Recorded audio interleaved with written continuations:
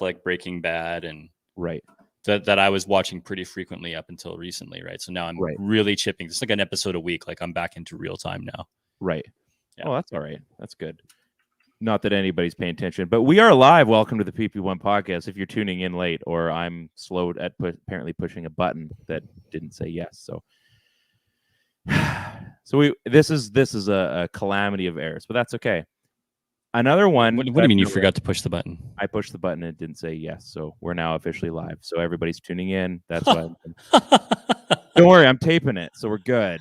We're good. Oh my gosh. VHS, yeah. Someone is going to be taking my job very, very soon. So, in case you're wondering, this is why you have to listen to the podcast. Think of all the stuff you missed on the live video chat. Dean's like, you guys are off the network. This is terrible. But have you seen? I was like, there's just so much pop culture stuff going on right now. Have you seen this milk crate thing? Oh my god. Where are we here? Why are we doing this? Why are we doing anybody? If you're obviously watching, if people are coming in, a quick little one-liner. What is going on with this milk crate thing? Why are you can break your neck? You can break your neck. I want to know where people are finding that many milk crates. Wow, those are easy to find. I don't know, man. I think what it is this is somehow. Is it more stupid or less stupid than like Tide Pod Challenge? No, it's less stupid because, I mean, the Tide Pod Challenge, you're putting, very harmful chemicals inside your body that could corrode away like your esophagus. So, and the other one is hurtling yourself from 2 stories up to the cement. Not 2 stories. Come on, like a story. Maybe not 2 stories. It's just like 1 book, not 2 books. I mean, it must be because I've seen some pretty unathletic people fall from great heights and like neck breakers too. Hey, yeah, bad ones like full scorpion. Yeah, and I think it must be because people think like I'm in control athletically. I can handle this. Yeah, and it's all good until they get to the top one, and then it's on like Donkey Kong at that point. But you have to have these play so perfectly, to have these milk crates so perfectly on there. If you've ever been on one milk crate, they're unstable. One, you're trying to grab something in the yard. You just happen to have one. I don't know why you have one when you're a kid. You're stepping on one. 2 is risky business. People are making pyramids of these things. This isn't safe. And go back to the ice high bucket. Is it? 1, 2. So they're what? 1.5 feet each by Something 5. Like that, yeah. So you're so 3, so 6. Yeah, you're close to 8 feet, 7, 8 feet. That's not safe, folks. No, that is not safe. No, that's a bad time. So there's been all these random things that have happened, and I've just it's something. So before we get to the Canucks, we do have Canucks stuff to talk about. So we're going to get into our hockey finally here. There was an article posted on TSN's Twitter feed about 3 days ago, and they said, or the byline was, Leafs core facing last dance scenario. Full stop. Oh, no. Full stop, folks. Child, please. Okay. First of all, there's a couple things we gotta unpack this for a second. This is awful. Do we not have anybody from back east that we could have pulled on to talk about this? I don't even want to do that because hopefully they understand that this is ridiculous. By last dance, you mean making the playoffs and getting ousted first round every year? At best. Is equal to winning a title? No, and not just a title. Not just a title. They were on the verge, which eventually they did. They were on the verge of 2 3-peats. And realistically, could have been 7 in a row had MJ not decided to go and to try his hand at baseball. So I decided to read this article. I just the byline just drew me. So it worked then. You got clickbaited. Well, I had to do it for research for this. Otherwise, I wouldn't have read it at all. So listen to this. The 8 best regular season teams in the National Hockey League over the past 3 seasons have amassed, this is so insane, have amassed 24 postseason victories with 2 championships to boot. Within that group resides the Toronto Maple Leafs. Wow. Our feature team for this week's edition of 7 Questions. We ask if this is a last dance of sorts for the Maple Leafs core. Is this year's roster deep enough to get over the playoff hump? Oh, Are okay. you kidding me? If it's last dance of sorts, if you're comparing it to the Chicago Bulls last dance, the mantra for that Yes. team, I mean, fuck, I'll tell you what, I cannot wait to see the Leafs documentary for this. I'm very much looking forward to that. But like, come on, like It's all trash. things, That's garbage. like it's clickbait. But even writing that, come on, you're better than that. I'm better than that. I know what clickbait looks like. And yes, you got me because we're chatting about it. But you got to be kidding me. Like you're gonna tag your name on that and be happy that that was under your umbrella. Yeah, it should just be last chance, right? The Canucks had some last chance rosters, right? Like West Coast Express was a they were on a last chance roster before the team went and did the outdoor skate in Ottawa. Do you Yeah. remember that? Yeah. Yeah. That was a last chance thing. If they didn't start winning playoff series, then they were going to be ousted. I think the Vancouver team was a last chance. You know, had they lost to Chicago, had they not slayed the dragon, that team would have been dismantled, I feel. Oh, 100%. Right? I mean, so Absolutely. those are last chance scenarios, but those teams were doing more than the Leafs were doing. But you like that is such a heavy thing to say. You know what I mean? Like that is pretty bold to say that you're comparing it, and like you said, first round exits at best. But how they say that there was 24 victories in these top 3 teams with 2 championships to boot, and in the middle is the Toronto Maple Leafs. Come on. So because Vancouver spent so many years getting whipped by Chicago, Yeah, and building that great playoff rivalry and regular season rivalry, they were the technical favorite heading into that series for Chicago. yes. But they were the underdog. Oh yeah, because absolutely. Chicago had so much swagger. They owned them mentally. They'd been Big Brother for so long. Is Toronto now the underdog heading into the playoffs, regardless of what happens in the regular season? I don't think so. I think there's still a lot there. I just think, just like every year, the media just overhypes everything about them. There's a lot of talent on them. I love it so much. But it fuels the fire. I love it. It's like a Snickers bar. Oh, do you want to get into food takes quickly? Why don't we break it up? Why don't we go hockey for a little bit and then we'll hit the food takes? Because there's a few I'm questions always about food takes. There's a few questions. I got called out a little. Speaking of food cake, I got called out a little bit this week, and we can talk about it in a bit. As did I, and it carried over for like 2 days. So let's get into, I guess, a few things. Still no Pettersson, no Hughes deals. I think that isn't really news right now. It sounds, I'm sure they're trying to get it. These are big contracts. I don't think this is something should be rushed. Whatever, sort it out. No, I disagree. Oh, you think so? Should already be handled. Okay. I mean, realistically, we were this close to an offer sheet, or so we thought, right? Yeah, it should already be handled. It means that whatever they're trying to fit in with the cap, I'm thinking whatever they're trying to fit in with those contracts and what they have currently with the cap isn't going to mesh financially. So they're probably asking for more than they have. So that means somebody's got to move. What else could be holding it up? I want you to play for the Canucks. Yeah. You're under team control.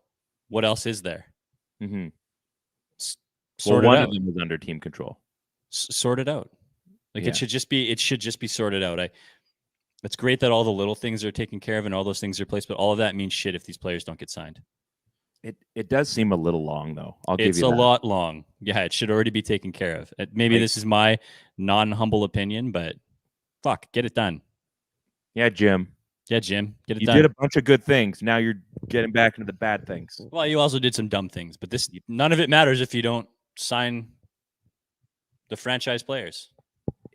It is a bit long though. It is. I don't know. Henrik Lundqvist calls it a career. Roberto Luongo instantly comes back with what is it? What do you call it? Two goats, no cup podcast. 2 goats, no cup. The thing is, I think Henrik Lundqvist is probably a better guy than that. He's like, I think I could do better. You know what I mean? Like he's just that. Like as great as Roberto Luongo is, Henrik Lundqvist has been pretty good. He's got some titles to his name. Pretty good. You know, he's done some things. Very similar, right? Both goalies. Stanley Cup Finals, Olympic gold medals. Well, Hank's got some Vezinas, which he probably beats Luongo in the hardware section. Yeah, that's what I'm getting at. Like he's got, but sheer numbers. I mean, I've had this conversation with a couple of guys. Can you name the best goalies from that era? I mean, I guess you kind of have to have. Is it the 2000s? So, like, what Marc-Andre Fleury would be in there? They'd have to be. I mean, even if he wasn't technically as good of a goalie as those guys, which is arguable, I think he's got enough cups under his belt. Would you put Corey Crawford in there?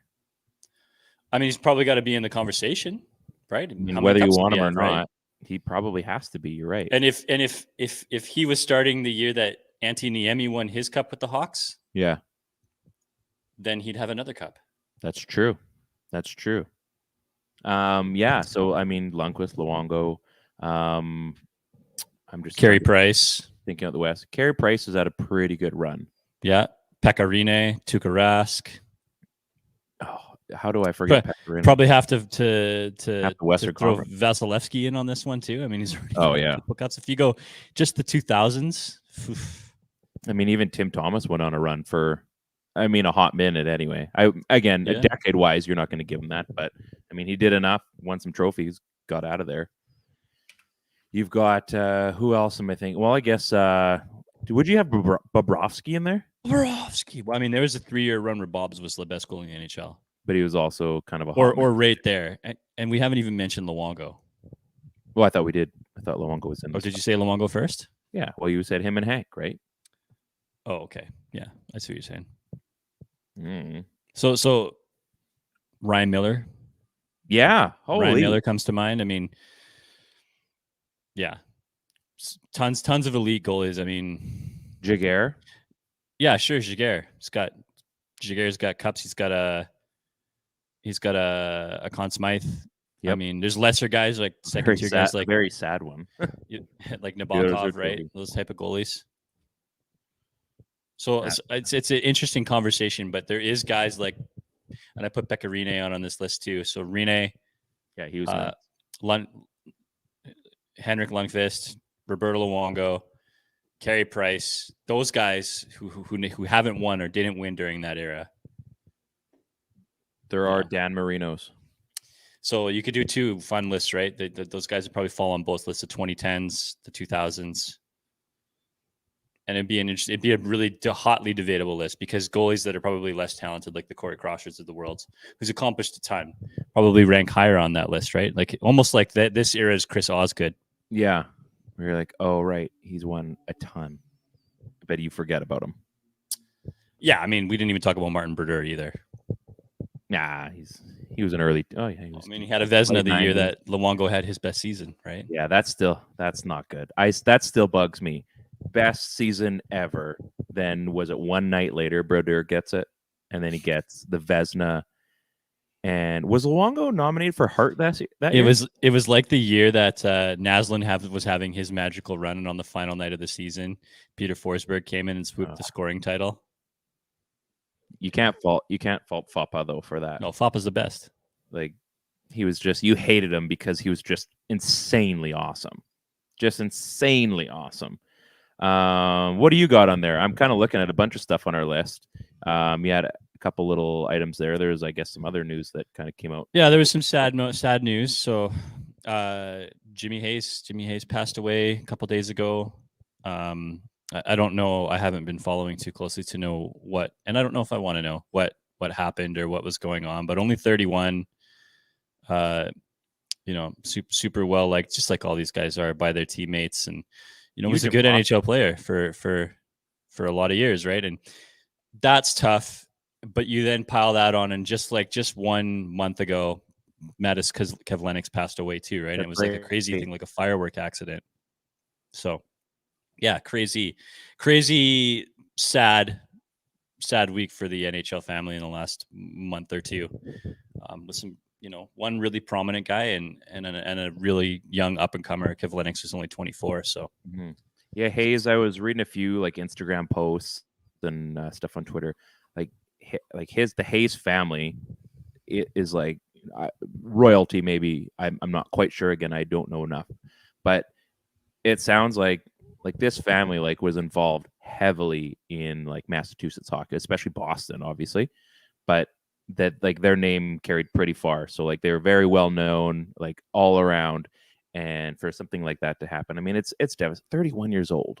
Like I was just chatting with my aunt and uncle the other day, and like my little cousin is what is he now? I think he's 31. And I'm just thinking like there's no way. Like that just doesn't compute. It doesn't compute. It's not very old, man. No. You're a kid, you think 30 is like that's old? Like I'm turning Really 38. not. That's still like nothing. Yeah, you're what? We're grown children. I am a grown child. I'm just trying to get by, trying to speed skate, live up to my kids' expectations, you know. So anyway, yeah, absolutely sad. Again, we've got enough hockey. Can we go to the food takes for a second? Sure, let's hit some food takes. Actually, you know what? We have a question. I'm not going to get to the food take because we got to ask this. So I did reach out at jcog88 hashtag wear mask, his name. His question was, will the Canucks finish ahead of Edmonton and the Kraken? That's a tough one because, I mean, they could almost finish between them. Or they could finish below both of them, technically. I mean, what are the expectations for? We talked to Hackstall last week, and I mean, they're going to want to make a run. The Canucks better make a run, or this team is going to be absolutely dismantled. Yeah, so I feel like, after talking with Hack, it was like, how can you not feel motivated when you hear a guy like that talk? But these guys, that's their job. Yeah. It's to motivate people, right? So there's also, 31 other coaches in the league that are motivating their players too, right? So you'd hope you have to almost take it like it's a bit of a wash almost, right? So sure. Yeah, I think the Canucks have the horses to finish above Edmonton and certainly Seattle. I don't think Seattle's going to have a great season this year, and I think they're going to do probably better than they would if they were in a different conference because that conference is so weak that they almost have to do better. So you think them coming in this year is kind of like the perfect storm for them? Yeah. So I mean, they're gonna win some games, but I think they're gonna be in tough to. I mean that roster's not top end talent like the Vegas roster was, right? I'm not hawking on what they pick for players and none of that, right? But it really is a different team. It's built completely different than the Vegas roster. So I will say that I think Edmonton certainly better finish above them in the standings. Yeah. But they have the other crazy GM in the league who's doing crazy stuff, right? And eventually that's going to come back to hamstring those guys. So, and it's Edmonton. They've done nothing to prove to me that they're going to be an elite team other than the fact that they have elite players, but there's other teams in this division that have elite players too. Vancouver might not have them signed yet, but yeah, it's a more balanced roster this time around. It's obviously coming. Did you see, speaking of, maybe not making it, did you see there was some guy that tweeted about that he had season tickets for the Oilers for like years and years and years, but because of this, the vaccine passport at Rexall, at what do they call that place? Rogers Place. That he's the Oilers no more. He's getting rid of his season tickets. He's out. So that was the tipping point for him. Like that was it. This is where people are getting at right now. Like you are okay with the mediocrity and then the absolute collapse of a team that 2 years ago everyone thought was going to make a run, but this was your breaking point. Like people are weird right now. People are really weird right now. So why is he? He's because of the vaccine passport. He's like, nope, this is ridiculous. I can't support that. Okay. But like, it's just silly, right? Like you take. Just hang on. Let me just go see if I can find my vaccine passport from the 80s, because that's how long they've been doing vaccine passports for. When I got vaccinated as a child, when I didn't have a choice, and I also didn't get measles, mumps, or rubella, and literally, it's called a vaccine passport.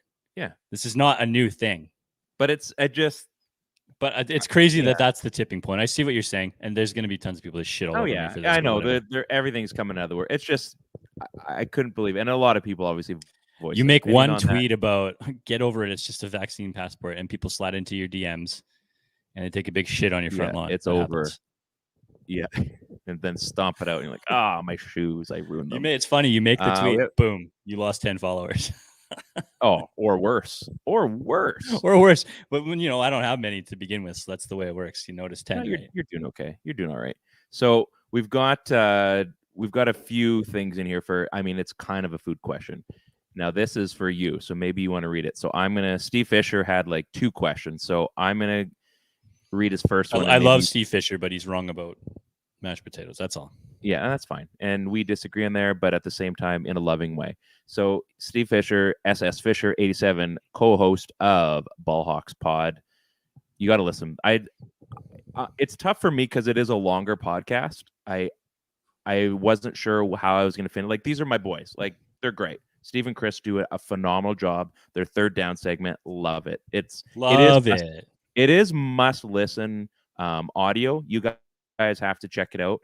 I'm on the road a lot during the week, so that's how I take in all my podcasts. Unless it's the third down segments and it's about movies, then it's a dud because Steve. But you know what? And I'm still listening because I'm like, these guys are idiots. So I do enjoy that part. And yes, if you're watching, feel free to chime in, boys. But like, it is great. It's about 2 hours, but you're getting a ton of NFL content, and they're absolutely killing it. So you guys have to check out the Ballhawks Pod, they're doing so well. They're also on the Dean Blundell Network. So here's the thing. I'm stealing one we got a few weeks back. He says, if you had to live, this is all funny. If you had to live the rest of your lives with either T-Rex arms or penguin legs, what would you choose? I'm going to let you answer this first. T-Rex arms or penguin legs. I got this. This is an easy answer. It should be, but I'm interested to see, just in case you surprise me. This is an easy answer. I'm never ever skipping leg day. And you don't need to work your arms up. Guys that go to the gym, they arm day. It's arm day today. There's no such thing as arm day. You just go to the gym and then your arms get worked on no matter what. It's the fact that you go to the gym and you don't skip the leg day. And I'll tell you what, the T-Rex don't skip leg day. And I don't want to be no penguin. You don't want to be that guy who walks around like an upside down triangle. That's not me. T-Rex all the way. But then you have normal arms. You can hold things. Yeah, but you can't run away. Yeah, that's a good point. I mean, I guess this is really dumb, but each animal's adapted to their location, right? I'm not. It's not about swimming. It's like you're this animal, you're this animal. I'm like, I'm a T-Rex. I'd rather be a T-Rex. But all day, every day. You're only getting the arms of the T-Rex. You can't be the big T-Rex. You only get the T-Rex arms. So like the scrawny. So you get T-Rex legs? No, you get normal legs. You get Ted legs with T-Rex arms. I'd rather have my legs. So you're gonna go the scrawny arms. Scrawny arms, great legs. Basically a hockey player. Couldn't imagine that. But now that you bring up that like you can't get away, I was gonna go penguin, actually. I was. Of course you were. I was gonna go penguin because I thought like, no man, I need my arms. I got a good reach already. But you do make a good point that you do need. I guess you just decide. This is a really good would you rather. Steve is fucking with us on this one, but I'd rather have the T-Rex legs. You know what? Screw it. I'm gonna stick with penguin. I want my arms. I feel I can accomplish more with my arms than I need for my legs. Right? I wonder who would win in a fight. Wait. If you had 2 equally matched individuals. Yeah. And one had jacked legs and tiny little arms, and the other had huge arms but tiny little legs. I wonder who would win in a fight. I think I just want to see that. I want to see someone like animate that and just laugh. Like, I think they would just like kind of, I don't know, like balance out and like just fall over or something. Yeah. There you go. Well, that's penguin. Good. Whatever. That's good. Yeah, you're wrong, but it's cool. It's good. Thankfully, hopefully I'll never be in that situation. I am curious what Steve would pick, so we'll have to ask him. Yeah. So I don't know if you have this open or not. Do you want me to read this out for you? Yeah, read them So all. his follow up on this, or are you going to read it? You go ahead. So okay, so I'm going to read this out. So it says this is follow up, and Ted T3. Can you ask Ryan why he sucks for hating pumpkin flavored things? Thanks. Huh. Well, that's Ryan, why do you suck for hating pumpkin flavored things? I don't suck. Do I suck? No. I'm here. I'm here with you. I've achieved some elite status by hanging I can out with answer you. this. So Ryan doesn't like pumpkin flavored things because back in the day he was a really big Starbucks buff. He would go and he would spend upwards of $100 a week at Starbucks, and his favorite drink was the pumpkin spice latte. And what happened was on PSL day, he went and got a pumpkin spice latte. Someone called him a basic bitch, and he's been angry ever since. I've never heard this story. Facts. You heard it here first. No rebuttals. Well, I mean, you're wrong, Who asked that question? Was that Steve? Steve. Yeah. Yes. I love this guy. That is. I mean, that's a great question. That's actually the question itself was terrible. He sucks for that question.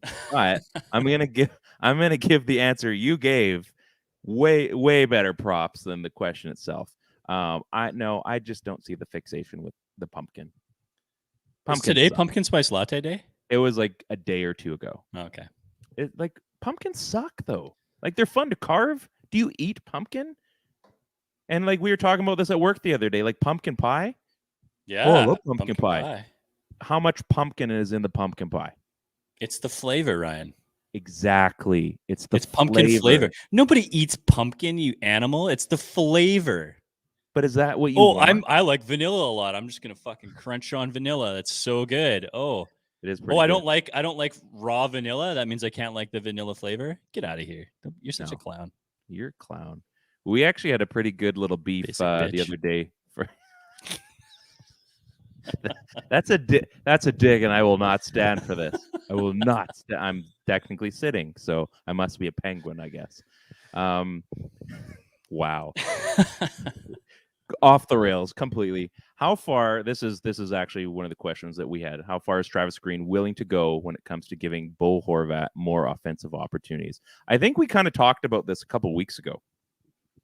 That with the depth that this team is going to see this year, Bo Horvat is going to kind of, which it should have kind of happened last year, but it kind of did on the power play.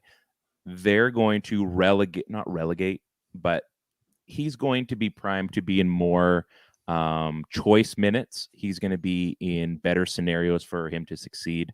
Whereas the top line, the Lotto line is still going to get, a hefty amount of the work. But because you've got a Podkolzin coming in, you've got second year Höglander, you've got now Connor Garland, you have a lot of versatile forwards that you can use now. And I think for Bo, he's going to get less of the matchup minutes. So I think for Travis Green, the opportunity is just basically the addition of those players, obviously the subtraction of, those bottom six players, that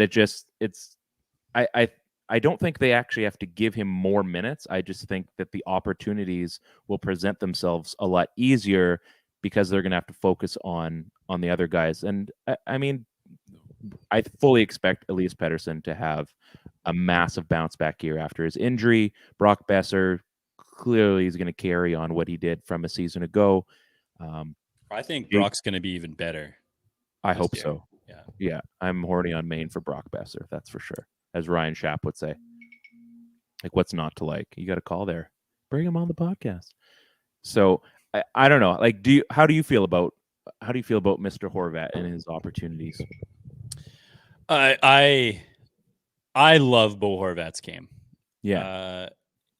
It's a little bit strange in the fact that he's more of a goal scoring center than he is a playmaking center. So that throws things a little bit for a loop. But when you put him with a guy like Höglander, who's kind of more of a playmaking winger than a goal scoring winger, it's a nice compliment, right? It's a nice complementary player. So I think that Bo is a superior offensive player compared to what his defensive chops look like. I've felt like in the past that Bo has been somewhat misused as a shutdown center, as a top matching pairing center. Because when you look at all of his games, and I feel like, especially from the eyeball side of things, the reason why that they're scoring more is because, I mean, they're better with the puck, right? I mean, he can do more. He can do more with the puck. He does more offensively. When they put him into a role where he's required to shut down a player, he's not as good. And that was him coming out of junior, where everybody was expecting this guy to possibly be like a Taves type, possibly be like this guy could develop into a Selke type player. So it turns out that he's actually a better offensive player than anybody thought that he was going to be. And he's actually less of a defensive player than anybody thought that he was going to be. So it may be a little miscast then. It's possibly a little miscast. And I don't think I just think it's happened out of necessity, where he's found the best way to be a defender just to have the puck. But you know what? It's to score. You talk about opportunity, and I think because he's been forced to be in that position so much, they didn't have any other choice. Right. So now what's going to happen is they're going to actually be able to free him up with Dickinson in the lineup. Mm-hmm. And you still have a quality, fourth liner in Brandon Sutter as well, who, can handle those minutes and has done, a pretty admirable job. You can't ask for much more than $1 million fourth line center than a Brandon Sutter. I think you take that 10 out of 10 times. Ryan Johnson, very similar when he was with the Canucks his years back, can win faceoffs, right? So it allows you to match up a little better, right? You can reasonably go out there with the way that, I mean, essentially Dickinson is the exact opposite of what Horvat is. He's the yin to his yang. Yeah, his defensive numbers are equal to what Horvat's offensive numbers are, and vice versa. Mm-hmm. Well, maybe not. Probably Horvat's probably a better defender than Dickinson is an offensive player. But that being said, that his metrics allow him to go up against the Connor McDavids and the Leon Draisaitl's and these top lines and the Gaudreaus out of Calgary, right? Yeah. And you can literally free up Bo to probably match up against, third, maybe even sometimes fourth line, based on the fact that that the other team's going to be matching up to have their top players face off against the Pettersson lineup, right? So who knows where this thing goes? But I think Dickinson, he's the real key in this thing. Dickinson allows Horvat to do more. And I think that's always what they were hoping when they got Sutter initially, was that Sutter was going to really shield him. And what it ended up being is Bo was shielding Sutter. Yeah. Again, it got miscast. He ended up being relied upon to be more of a defensive forward, which he kept fighting away from that essentially. Like he kept proving like, no, I can do the scoring thing too. Yeah. And consider, I liken this chance at change. And I know that they're very different players, but if you think about what happened when Vancouver got their hands on Manny Malhotra and how they deployed him and how much it freed up Ryan Kessler. Mm-hmm. So the Sedins were taken care of, managing top minute matchup against other top defenders. Malhotra was given the tough assignment on any team on any given night versus the opposition. And that former guy that you used as a defensive weapon in Ryan Kessler, who was very capable of doing so, he was a much better defender than Bo Horvat is. Right. Was now freed up to become an offensive player. Boom, 40 goals. And I'm not saying that Bo's going to go out and pop 40. Yeah. But his offensive game, as it's done most years, is gonna bump again, I feel like. As long as he stays healthy and long as they're in a rhythm and all those things. But he has the opportunity. There's no reason why it shouldn't be able to, unless he has like a big slump or a big fall off for some reason. But I don't think he's in a regression at this point. And there's a lot of guys around him too. Again, not necessarily around Bo, because we don't know how they're going to configure those lines, and we don't know what's going to happen with Tanner Pearson. I think you kind of said, to make these contracts happen, he may be the useful chip potentially. Yeah. So you've got a Höglander, you've got a Podkolzin, you've got Connor Garland. I mean, again, Pearson is still here for the time being.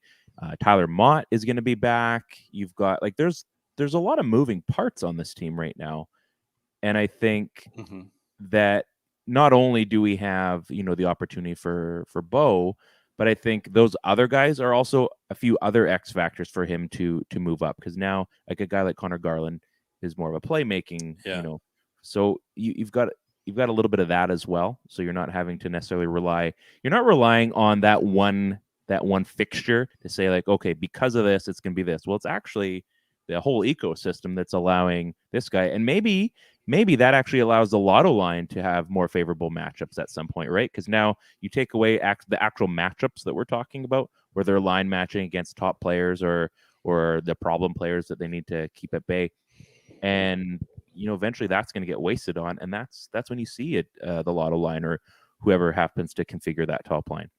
It's funny because benefit all three of them. I agree. I think a guy like, this is probably an unpopular opinion, but I think a guy like Tyler Mott is a really nice trade chip. I know that the team likes him a lot and the coach likes him a lot, and I know that the fans like Tyler Mott a lot. Yeah.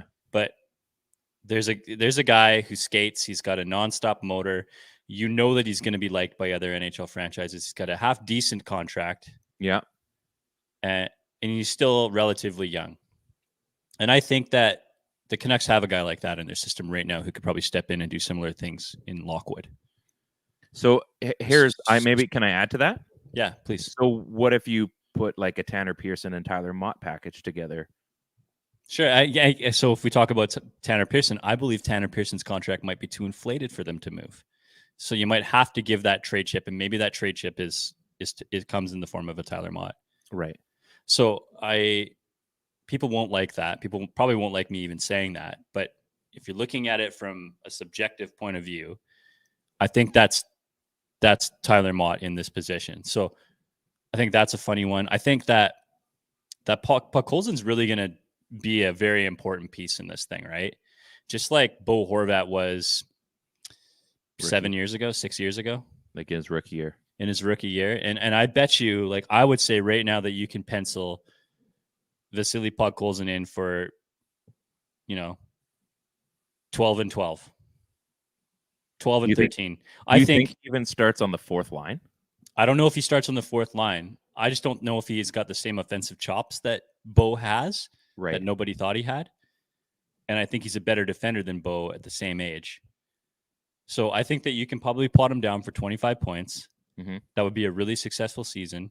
And I think he's got a better Corsi rating at the end of the year. I bet you he's controlling play better than Bo was at the same age. Interesting. And probably looks like a better prospect. And that then will allow them to move a guy like a Tanner Pearson or a Tyler Mott or whoever else. But you're basically going on the bet or on the hunch that that's going to happen. Yeah, this isn't a blow you out of the water rookie campaign. This probably isn't going to get him nominated for a Calder, but he's going to be such a good defensive player because I believe that hype. Yeah. And Bo looked like he was going to be a dope defensive player too, and he's a quality NHLer. Don't get me wrong, but I think he's the guy that one day could possibly win a Selke, and that's going out on a ledge. Look how long it took Kessler to get that far, though, and then he did, and that was a tough year too. Like he had to blow things up. And you know what? What's crazy about numbers wise, from a defensive point of view, he was better the year before. Yeah. Right. I mean, he just got the clearance the next year, basically. Yeah. So let's maybe lean a little bit. We're going to almost be done here, but let's lean into, it shows that we're only 40 minutes in, but that's because I forgot to hit record. Whoops. Or not record, go live. So thank you for anybody that is currently watching this. Another guy that's basically going into, equally important year is Brock Boeser. So Brady kind of put up in the rundown that, is this the year that he finally goes and hits 30 or 30 plus? And I think all the things that we've talked about recently just now, I think with all those different variables going on, I think, again, Pettersson coming back and having a bounce back year, Brock is not going to lose a step. He's, even in the Beauty League, he's just shredding. And that's for fun. But he is making it look like he's got the full pop going on still. And he did last year. And I think there's better talent around him this season where, he might just go ham and just absolutely dominate. So I'm going to say, yeah, I think Brock scores. Here's my bold prediction, and I hope someone writes this down. I think Brock Boeser is going to score 35 goals this season. Okay. 30 plus for sure. 35 goals. I don't know if it's bold. But do you want to say a 35 goal pace, or because there's all this pandemic shit we know? 35 goals. It's going to happen. Okay. They're going to have the vaccine passport, big billboard in the intermission, and he's going to absolutely lace through that thing. He's going to shoot it down. Shoot it down. 35 goals. I'll say, and I agree with that stat, that he is not going to slow down. I'll say that I believe that Brock is a 30 goal scorer. Okay. And the push will be that he may not score all of those goals with the Canucks. Oh. So I just believe that he's such a good piece, right? He's the piece you want to keep, but he's also the piece that has his contract is right. His age is right. His ability is right there where you need it to be. The position is what you need. He's got the right amount of experience. He's coming off of an previously injury-plagued season where he's followed it up by a quality season. And he's right there at that moment on the cusp of being too expensive to afford in a trade and not a bargain where you get him for cheap where the team isn't going to move him because they're not ready to give up on him. He's sitting right there in that medium spot. And I think that, unfortunately, I think Brock is there's a chance that he could be the odd man out if a trade ever happens. And I don't want to see him go, obviously. No. You're going on a bold take, and that's fair. It's a take, and I'll probably get shit on for it. But if I'm wrong, maybe I'm wrong for the good reasons, right? So, okay, so this is interesting, and I want you to explore this for a second. So let's say they make that trade. Let's say this is what happens this year. Who would be two teams that you could see that trade going to? I mean, I guess Minnesota's an easy one. Sure, yeah. Bring him that's home. always the one that you think of, right? So do you go like Matt Dumba for Brock Boeser? I think at this point, so previously when Brock was in his poor season, it was Matt Dumba. Yeah. Brock is not in his poor season anymore, and I can't remember what Dumba did last year, but it'd be Dumba plus at this point, right? Or maybe, yeah. Who is that? Eriksson Ek or whatever, like that. Joel. Yeah, I mean that would be. I mean, I don't know. I'd have to examine this more. Then we've got an Ekman Larson and an Eriksson Ek, and we just got rid of an Eriksson. That's that's a bad juju right there. It could be bad juju, but so Minnesota is always an option, but you got to feel like Brock is going to be available to a Midwest team. I could see a team like Carolina being high on a guy like Brock. Because the thing about Brock is that he's gonna get older, like they all do, and he doesn't have the same skating that some of those burner guys have, right? Like eventually, skating will start to catch up to him. So it's like a Paul Kariya, but he's got his shot that keeps. He's got his shot, right? Mm. So I mean, I could ultimately see him going out to a team like Detroit. What about Florida? I mean, Florida is always a trade partner with the Canucks, right? So that doesn't matter what era you say the Canucks are an option with Florida. It rings true. From Pavel, I mean, and you got to think too. Every time that they've made that move, it's been a blockbuster. It's been roses, yeah. Yeah, I mean, I guess you got to say for both sides, really. So that's a take. The chances of it happening are very, very slim. But that's like the shot, right? You call in a shot. And you know what? Here's what happens too. Like to follow that up and put a nice little bow on it. Of all the players on this team, of all the stars, the core four, if you will, of all those guys, who's been given probably the best treatment of those four? I mean, Bo obviously, but I mean, they have taken care of Brock. Yes, it went into because he had what's it called, the 2-point whatever his RFA status, so that carried into training camp. But I mean, they've been by his side. They've backed up Brock, and yet you look at this scenario right now with Hughes and PD, and there's a few other players that they've kind of, gone down to the wire with. But I do find it interesting though, as he is definitely a guy that makes the most sense if they had to make a move for something. And I would hate to see him. I love Brock Boeser. He's my favorite. But at the same time, like, I mean, he has been taken care of. Like they do really respect that guy. So yeah, and he's taking care of the Canucks too, right? Yeah, I think it's been a really nice two-way street for both parties. So that would be a tough one because I think they would need to make sure they're getting maximum return on that, because there's no way other than that. Then you go and you sign him, because again, if he goes 30 plus, or he's on pace to hit 30 plus by the trade deadline, I mean, geez. At that point, if he's on pace for 30 plus though, like that close, if he's within, let's say he gets it early, right? And let's say he's at like 26 or something by the trade deadline. I mean, you can't trade him at that point. You can't trade the hot ticket. You're on a playoff run at that point. So I don't know, my 2 cents.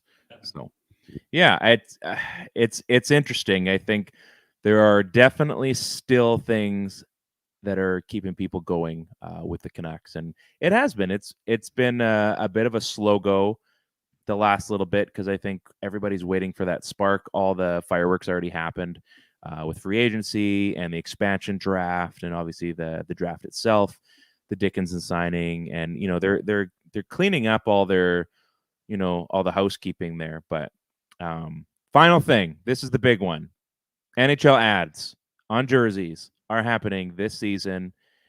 And I thought about this. I've listened to a few podcasts about this one. And in like the 70s and the 80s, there was nothing on the boards or on the ice. And if there was, it was very little. You saw the odd ad slowly eke in. And now you've got digital ads that you only see at home. You've got the ads on the boards. You've got the ads on the ice.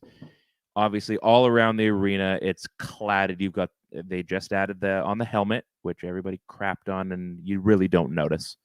So you've got that. I mean, we all thought it was terrible when they put the number on the front of the helmet, and it's obviously no one cares. So now that they've added these advertisements as the patch, which they've been doing in the AHL for years. Well, they did it last year. Does nobody remember this? Which? They had Rogers on the side of their helmets and That's stuff. what I'm saying. Yeah. So they've done the helmets, and now they're on jerseys. So the AHL's had stuff on their jerseys for years and years and years. The Manitoba Moose had, I think, like McDonald's and Toyota at some point. So they've had those. You see it, in the WHL, they've had it for a while. The CFL, I mean, they had to have it because they need money. But it's really not that big of a deal. I mean, if you go to the Stanley Cup final and you're a captain, you got the captaincy. Sorry. You got your ad. Stanley Cup patch somewhere over here. Maybe it's a 30th anniversary you got over here. So you are running out of a little bit of real estate, but it really isn't that big of a deal. Yeah, man. I think people know that I like to disagree on this show from time to time, because. But I don't care. No. Who gives a shit? I probably don't want to see a logo go away, a crest. No. In favor of O2. Yes. Or Vodafone or something like that. I probably don't want to see that. I would probably not like to see the Montreal Canadiens Habs, like a Habiton logo, go away and there be a Bell logo on it. Probably wouldn't want to see that. No. And I know people have argued and said, well, that's just you start taking steps down this road and that's where it's going to end up. Like, no, come on. They can only go so far. If we're going to see logos and advertisements on the teams, I don't care. Like, I'm fine with it. It's not like the history is so rich that we're better than the English Premier League, where they allow sponsorships to be on jerseys. Like, I don't care. Plus, in the culture that we have today, when somebody gets a sponsor on there, I mean, who else is going to dig up shit on the sponsor and choose that they're not cheering for a team anymore because they're sponsored by Gillette? Mm-hmm. Like, I mean, it's going to give us stuff to talk about. I mean, I don't care. I don't care at all. And here's the other little ticker on that. It moves the needle so little for me. It does, but it is money. So when you put money into the league, into all these teams and whatever, where does that money go? It goes to the league, goes to the teams. What does that mean? It means the players get more because eventually the salary cap goes up. So you may hate these ads, everyone. We don't want them there, clearly. Just like we don't want a bunch of other stuff. But you know what? Do you want Brock Besser on the Vancouver Canucks? Do you want Quinn Hughes and Elias Pettersson on the Canucks? They need the money. They need the money on those ads. So guess what? If you got a little, I don't know, what's something that's cool in Vancouver, BC? What are they? It's going to be Rogers. Lyft. Lyft? It's going to be Lyft, isn't it? Or what's a Gallardi owned thing, a property or something? Wouldn't that be Yeah. the ultimate flex? BlackBerry. Yeah. Wow, we should do a deep dive on that. They need the money. The NHL is going to be just fine. You're going to still watch because you're a sucker just like me. Sorry to tell you. Any final words, Ted? No, man. Cool, bud. This has been a fun episode. Yeah, I don't know how we got through it. It was an absolute I train don't wreck. even think It we was did a kinda food fun. take, but did we? It was like the pumpkin spice thing. Oh, right. Yeah, that's right. So if you had one, we can fill it in at the end. Or are you good? Because if you have a take, I'm here for it. No, I think I'm good. I'm good for now. I did go to a restaurant last night and have some gnocchi, Okay. and it was $10. With a G. Yeah. How do you say it? Yeah, probably the same way. Gnocchi. Ganaki. So I had some gnocchi. Yeah. And it was $10 for Yeah. a happy size gnocchi, and Yeah. it came to the table, and there was 5 little gnocchis there that were barely bigger than a Cap'n Crunch piece. And I was like, these things better be good because there's 5 people at this table, and we're gonna split a gnocchi each. Oh man. And I tell you, man, it was not that good. I've made gnocchi before, and I've eaten it lots, and this was extremely average. It was really expensive for really average gnocchi. Wow. That's a heartbreaker. Yeah, so that was my food take. I probably won't name the restaurant, but yeah, as if they listen. And of course, it was Micro. Okay. There you go. You've outed them. We're very sorry for Micro. So maybe next time be better. Serve 6 instead of 5. It was all right. But I mean, who's buying gnocchi? Come on. Why are you ordering? We bought it. So this is Ramel, the guy at the question. That's my sister's boyfriend. Maybe soon to be brother-in-law. Who knows? I don't know. Oh, Yeah, groundbreaking. great dude. It was all right. Super good guy. He played it. He came out and played baseball. He took your spot. Ah, well. So did he pitch? Well, his first swing, he hit one over the fence. It just went foul. And the guy has never really played baseball. He was I've heard that line before. That's great. I heard that line before. Well, Well, so I just, keep bringing family out. yeah, I appreciate that. We gotta Yeah. get our buddy Aaron back on the team. Remember him? Yeah. We gotta get him back. This has been an absolutely wild episode. I don't know if you guys enjoyed it. You better have, because we hung around for an hour to do this. Multiple versions of this. So you definitely missed part of the audio part. So you're gonna have to listen to the podcast. And you forgot to press record, and you forgot to post the episode on the same episode. This has been my worst. Logistically, this has been terrible. So this is episode 104 of the PP1 podcast. We didn't even talk about the title, but that's okay. So go set up your milk crates and post up your great video. I hope you break your neck. And if you don't, actually, you know what? If you do break your neck, you're not going anywhere. So listen to one of our old episodes. We'd really appreciate it. Like and subscribe. Help us jump up the rankings so that we can eventually top 64th in Canada for hockey podcasts. I am saying this on behalf of Ted, who's at the office, Ryan, I'm downstairs, Brady at work. This is the PP1 podcast. Peace out. Peace.